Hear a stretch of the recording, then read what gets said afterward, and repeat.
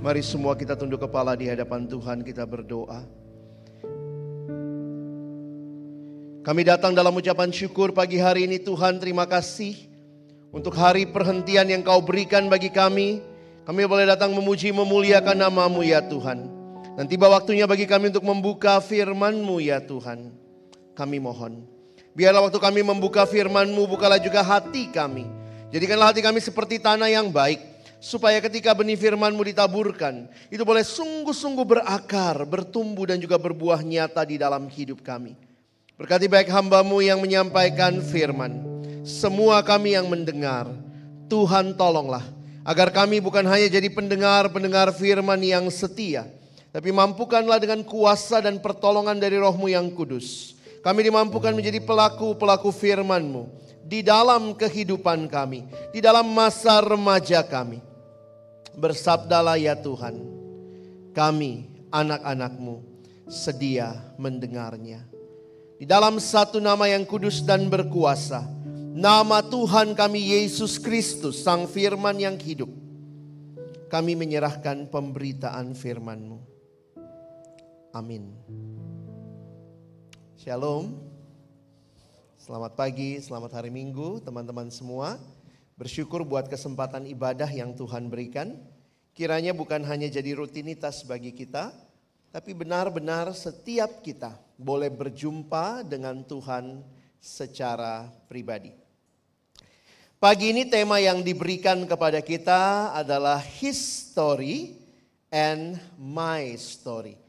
Ada kalimat yang mengatakan, what is history? Apakah itu sejarah? Actually history is His story. Dan itulah yang sama-sama pagi hari ini kita akan melihat bagaimana Allah di dalam sejarah memberikan kepada kita firman-Nya menjadi pegangan bagi kita. Ya, pagi ini Koko ingin mengajak kita sama-sama buka Alkitab kita. Kalau kalian bawa Alkitab, kalau tidak Koko sudah tulis ayatnya ya.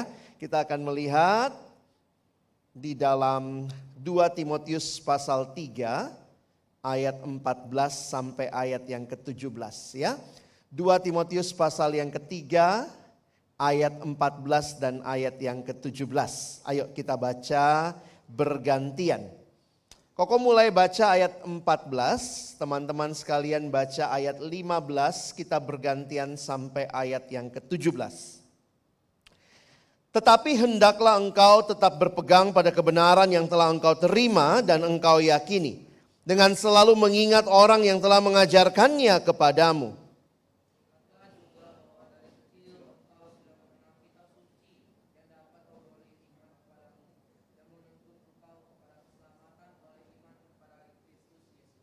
Segala tulisan yang diilhamkan Allah memang bermanfaat untuk mengajar, untuk menyatakan kesalahan, untuk memperbaiki kelakuan, dan untuk mendidik orang dalam kebenaran.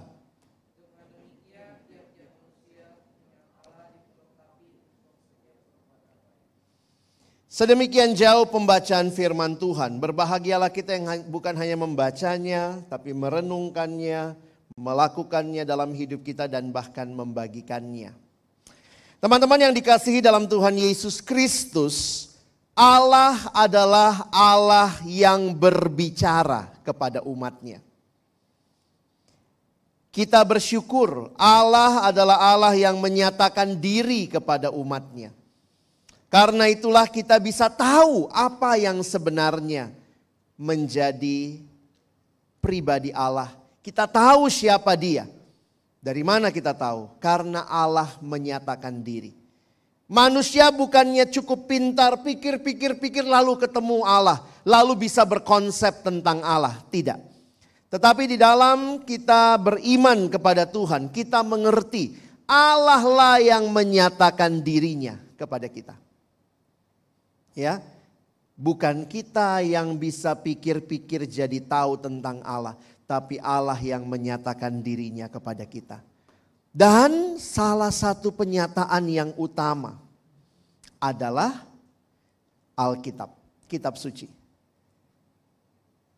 Dari mana kamu tahu Yesus mengasihimu? Jesus loves me, this I know. Dari mana? For the Bible tells me so.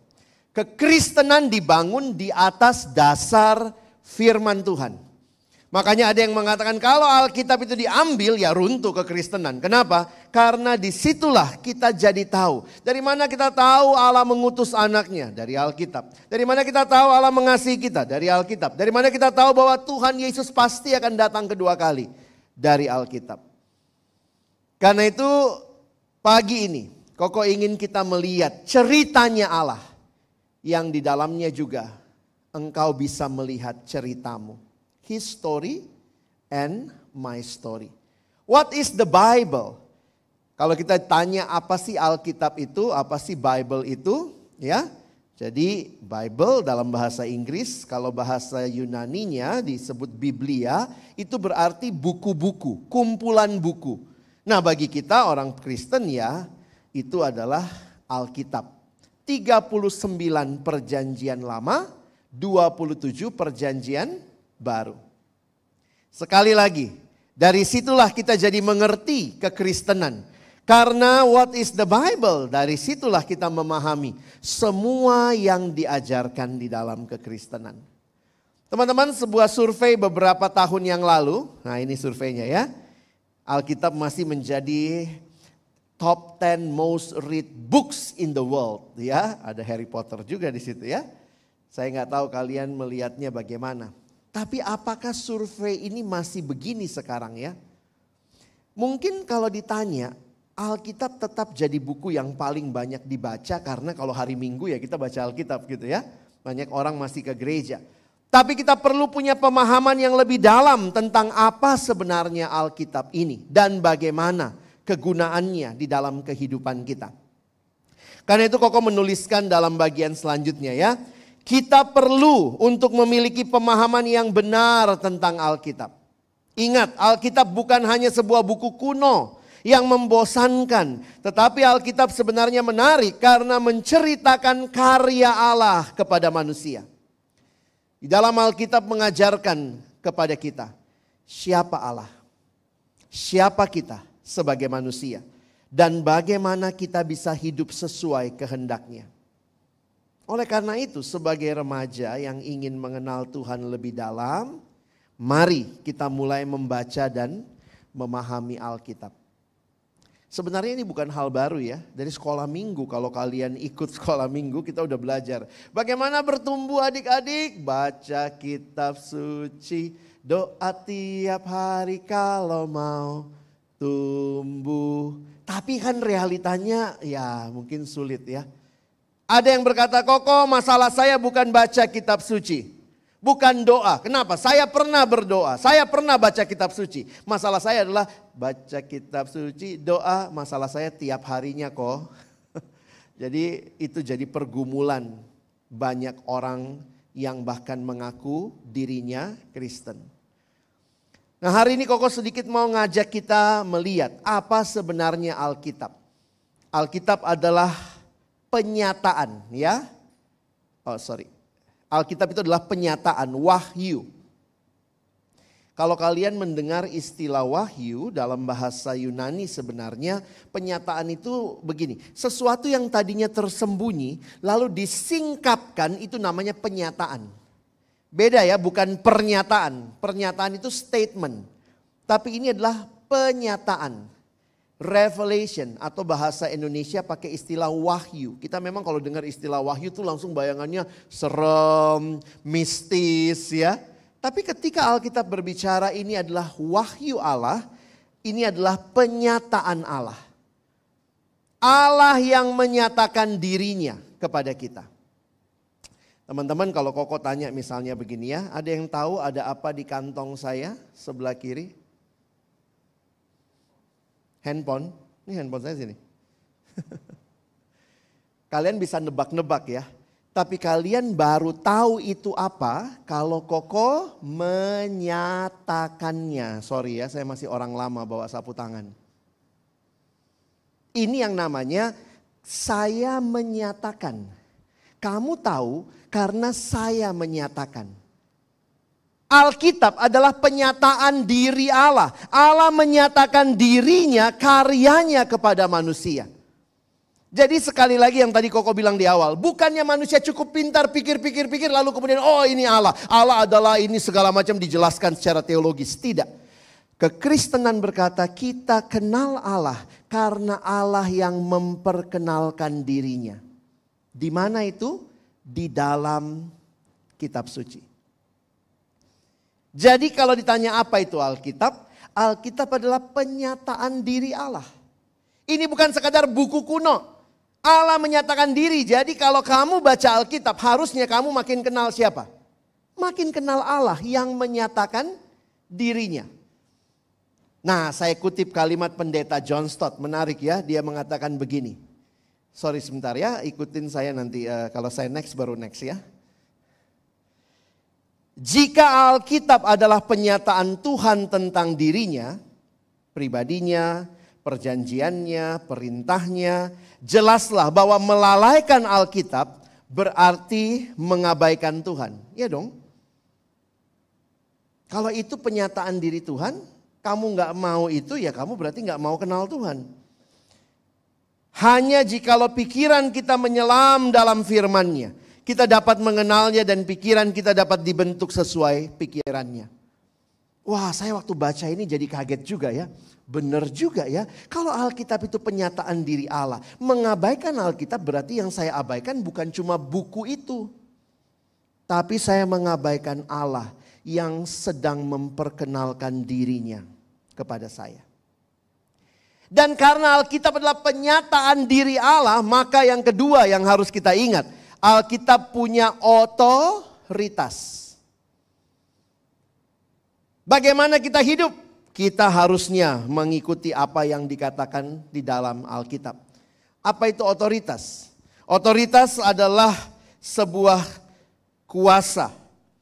Atau kalau saya tulis di sini, jika Alkitab adalah kata-kata dari Allah, ia berotoritas, dia berkuasa atas manusia.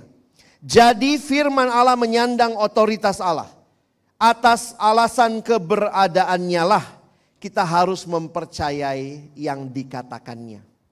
Jadi misalnya nih ya, kalau Koko ini raja, apa yang saya ucapkan itu punya otoritas karena saya raja. Penggal ini misalnya ya kalau di masa lalu, penggal atau mungkin kasih hadiah sama dia. Maka kata-kata saya punya otoritas. Kalau Alkitab adalah firman Allah, perkataan Allah, maka ingatlah dia punya otoritas di dalam hidup kita. Karena itu teman-teman yang dikasihi Tuhan, perhatikan. Kita perlu menyadari bahwa Alkitab masih relevan dan punya kuasa dalam hidup kita sehari-hari. Setiap teks Alkitab memiliki nilai dan pesan yang dapat kita aplikasikan dalam hidup kita sehari-hari. Sekali lagi jangan pikir ini buku kuno begitu ya. Ketika kita membaca Alkitab dengan hati yang terbuka, kita akan merasakan kehadiran Allah dalam hidup kita. Dan kita dapat menemukan jalan yang benar untuk menghadapi setiap tantangan yang kita hadapi. Salah satu yang Koko senang itu kalau baca Mazmur 119. Bacalah Mazmur 119, banyak sekali gambaran yang diberikan tentang apa itu firman Tuhan. Salah satunya dikatakan, firman-Mu itu pelita bagi kakiku, terang bagi jalanku. Wah, ini menyiratkan apa? Bahwa teman-teman, engkau dan saya sedang hidup dalam dunia yang gelap. Bagaimana supaya engkau dan saya bisa bertahan di dalam dunia ini? Ingatlah, firman-Mu itu pelita bagi kakiku, terang bagi jalanku. Orang yang dituntun oleh firman Tuhan akan terus menikmati perjalanan yang diterangi oleh cahaya firman Tuhan. Kalau masih relevan kok, mungkin ada yang tanya ya, apa sih manfaat firman Tuhan buat hidup kita? Apa manfaat firman Tuhan buat hidup kita? Itulah ayat yang kita baca tadi. 2 Timotius 3 ayat 16 secara khusus. Segala tulisan yang diilhamkan Allah memang bermanfaat untuk pertama, mengajar. Yang kedua, menyatakan kesalahan. Yang ketiga, memperbaiki kelakuan. Yang keempat, mendidik orang dalam kebenaran. Mau hidup benar? Ya baca Alkitab. Mau tahu apakah ini yang terjadi dengan hidupmu benar apa salah? Ya baca Alkitab, karena itu adalah otoritas patokan kita. Ada seorang remaja yang Koko kenal pernah tahu-tahu datang begini ya. Gue malas kok baca Alkitab, kenapa? Habis tentang gua semua, loh kok bisa gitu ya. Karena dia mengatakan kalau tiap kali gua baca, aduh kayaknya gua ditegur, gua dikoreksi. Saya bilang ya berarti Alkitab mencapai tujuannya. Karena manfaatnya memang untuk mengajar, untuk menyatakan kesalahan. Alkitab itu seperti cermin teman-teman. Yang waktu kita melihat diri kita akan tahu di mana yang masih harus kita bersihkan bagian-bagian hidup kita. Koko kadang kalau ngajar, kalau saya ngajar di kampus, di STT biasanya dosen ya, tahu-tahu pas ngajar terus ngapus-ngapus gitu. Karena ngapus-ngapusnya itu biasanya cepet, lupa bahwa ada penghapus. Jadi hapusnya pakai punggung tangan gitu ya. Jadi bayangkan tuh habis nulis di whiteboard terus kemudian hapus sedikit. Nah ini hitam ya. Terus tanpa sengaja pegang begini gitu ya. Wes kayak make up luntur ya. Terus nanti mahasiswa udah mulai. Saya bilang kenapa? Itu Pak. Itu apa? Itu Pak. Oh yang ini. Terus ini ya. Nah waktu saya bersihin tambah lebar gitu ya. Cara terbaik ngapain? Pergi ke depan cermin. Karena mahasiswa bukan cermin saya. Kiri Pak, kiri, kanan dikit Pak, atas Pak. Taunya begini malah tambah banyak gitu ya. Tapi begitu saya hadapin cermin, lalu oh ini toh, oh bagian sini toh. Alkitab seperti cermin dalam hidupmu. Ketika engkau melihatnya. Engkau dihadapkan pada bagian hidup mana yang harus dikoreksi. Waktu engkau baca Alkitab, sebenarnya Tuhan sedang bicara kepadamu. Kenapa? Karena Allah menyatakan diri. Setiap kali baca Alkitab harusnya doa kita. Tuhan, apa yang ingin kau sampaikan kepadaku? Karena ini adalah penyataan diri Allah. Tidak heran Mazmur 119, salah satu Mazmur yang Koko suka tadi ya. Mengatakan begini, dengan apakah seorang muda mempertahankan kelakuannya bersih? Dengan apa? Dengan menjaganya sesuai dengan firman-Mu. Seorang penginjil besar abad yang lalu, namanya D.L. Moody. Dia mengatakan kalimat, the Bible will keep you from sin, or sin will keep you from the Bible. Alkitab itu bukan diberikan untuk sekedar kita banyak pengetahuan ya. Baca Alkitab itu bukan cuma buat cerdas cermat Alkitab. Ada orang yang begitu ya, baca Alkitab dia jadi tahu, wah banyak banget informasi. Saya tahu Yesus lahir di mana, saya tahu siapa nama ibu Yesus, saya tahu siapa saudara Yesus. Betul kita menikmati itu, tetapi kalimat ini juga penting. The Bible was not given for our information only, but for our transformation. Apakah waktu engkau membaca merenungkan firman Tuhan, engkau makin diubahkan serupa dengan Kristus? Itu tujuan Alkitab diberikan. Bukan supaya engkau punya banyak pengetahuan. Kalau semua kamu tahu, nilai agamamu di sekolah bisa 100. Tapi kalau hidupmu tidak berubah, actually you miss the point of reading the Bible. Alkitab tidak dimaksudkan untuk sekadar menambah pengetahuan kita, tetapi untuk mengubah hidup kita. Karena itu pendeta John Stott katakan kalimat begini ya, kira-kira bahasa Indonesianya. Izinkanlah Alkitab itu mengobrak-abrik hidupmu, mengusik kenyamananmu. Karena kalau benar itu adalah firman dari Allah yang hidup, maka setiap kita yang berhadapan dengan Dia, mau tidak mau, akan mengalami perubahan. Ini kalimatnya dalam bahasa Inggris ya. We must allow the word of God to confront us, to disturb our security, to undermine our complacency, and to overthrow our pattern of thought and behavior. Harusnya firman Tuhan itu membawa perubahan dalam hidup kita. Karena itu sebagai refleksi pagi ini, Koko ingin kita sama-sama berpikir ya. Mari ambil komitmen, ini bukan cuma diingatkan satu kali tapi berkali-kali. Di Alkitab nanti kalian cek ya berapa kali kata ingatlah. Tuhan tahu ya manusia ini pelupa. Baru diingetin minggu lalu, lupa lagi gitu ya. Nanti boleh cek berapa kali di dalam Alkitab dikatakan ingatlah, ingatlah, ingatlah. Mari ambil komitmen untuk mulai membaca Alkitab setiap hari. Tidak ada cara yang lebih baik untuk memahami firman Allah selain dengan membacanya secara rutin. Ada satu anak remaja, dia sudah mulai saat teduh, pagi-pagi bangun baca Alkitab, lalu satu waktu dia bilang gini, kok gue lagi malas kok. Kenapa? Gue baca Alkitab tapi gue gak dapet apa-apa. Terus gimana dong? Terus Koko tanya, terus apa yang kamu lakukan? Ya saya berhenti baca Alkitab. Hah? Kalau kamu baca saja gak dapat apa-apa, apalagi berhenti, lebih gak dapat apa-apa ya.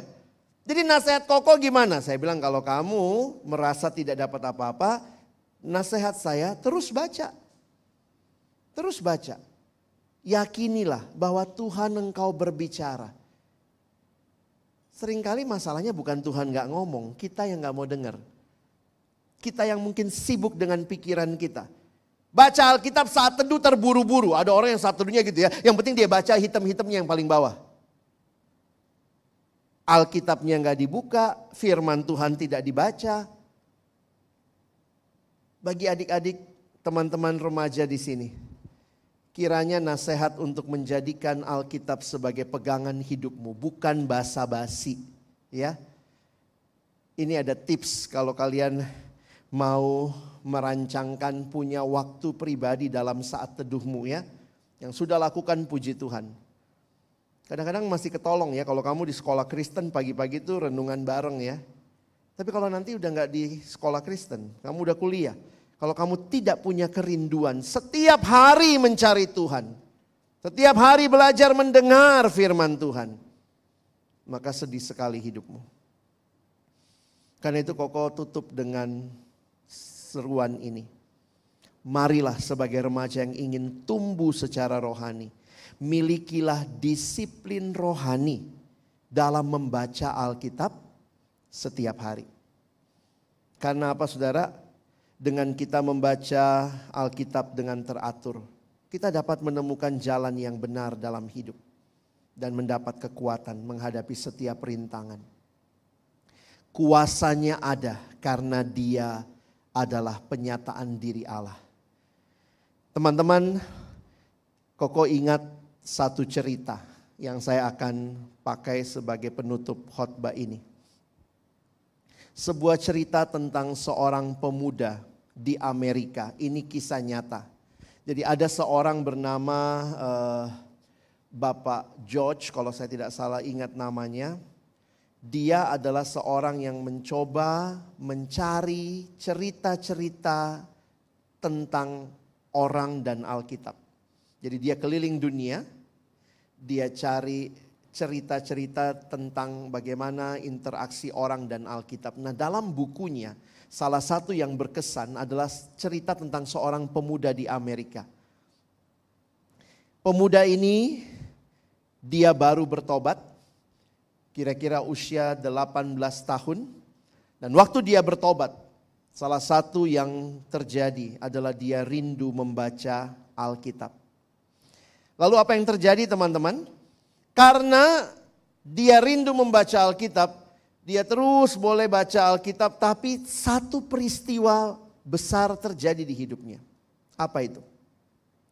Dia kerja waktu itu part-time di sebuah pabrik, lalu ternyata terjadi ledakan yang besar.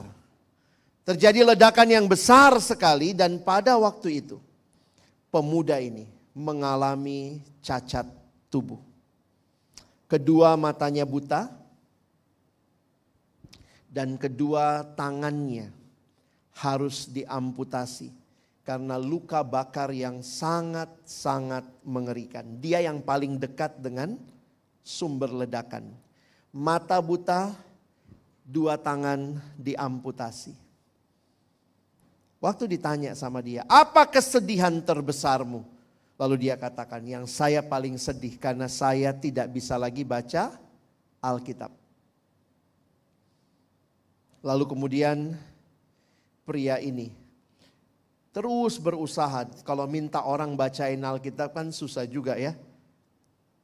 Sampai satu waktu dia dengar dia dengar bahwa di Perancis ada seorang perempuan yang nampaknya mengalami hal yang sama dengan dia. Akhirnya membeli Alkitab hurufnya orang buta, huruf Braille itu ya. Dan perempuan ini berhasil membaca Alkitab karena dia nggak punya mata, tangannya juga nggak ada. Dia baca Alkitab pakai bibirnya. Nah, pria ini kemudian punya harapan. Waktu dengar ada perempuan baca Alkitab pakai bibirnya, maka pria ini pesan Alkitab huruf Braille. Kalau orang buta kan bacanya pakai jarinya ya. Ini ujung-ujung jari ini bisa membedakan huruf. Tapi apa yang terjadi? Ketika Alkitab itu datang, wah, pria ini senang sekali, dia mulai coba baca. Dia coba tempelkan bibirnya. Waktu dia tempelin bibirnya, ternyata bibirnya, saraf-sarafnya juga sudah putus. Dia coba lagi, tidak bisa. Syaraf bibirnya juga termasuk sudah putus karena ledakan yang terjadi. Dalam keputusasaannya dia coba terus, gimana caranya saya mau baca Alkitab. Sampai akhirnya tanpa sengaja lidahnya terjulur. Dan waktu lidahnya terjulur, dia sadar ujung lidahnya masih bisa membedakan. Teman-teman tahu apa yang terjadi? Mulai hari itu, pria itu baca Alkitab pakai lidahnya. Ketika penulis buku itu, saya baru ingat namanya Robert Summer. Bapak Robert Summer ini menuliskan The Wonder of the Word of God. Keajaiban firman Tuhan. Dia cari cerita-cerita di seluruh dunia tentang orang-orang dan Alkitab. Dan ini salah satu cerita yang masuk, seorang pemuda yang baca Alkitab pakai lidahnya. Ketika Bapak Robert Summer ketemu sama cowok ini, pria ini, kalian tahu?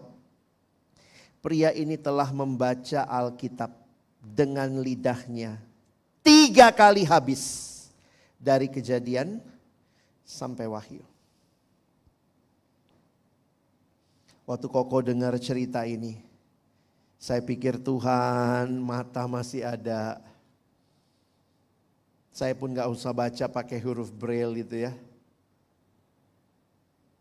Tapi pertanyaannya, kita serius gak dengan firman Tuhan yang kita jadikan pegangan bagi hidup kita? Hari ini biarlah kita makin menghargai firman Tuhan yang diberikan pada kita. Mari mulai sisihkan waktu. Saya rindu membaca merenungkan firman-Mu. Saya rindu makin kenal Engkau Tuhan. Firman-Mu berkuasa, firman-Mu hidup, dan saya membutuhkan tuntunan dalam langkah-langkah hidup saya. Jangan tunggu harus baca Alkitab pakai huruf Braille. Jangan tunggu harus baca Alkitab pakai bibir. Jangan tunggu harus pakai lidah. Apa yang Tuhan berikan supaya engkau bertumbuh di dalam Dia. Mari berdoa.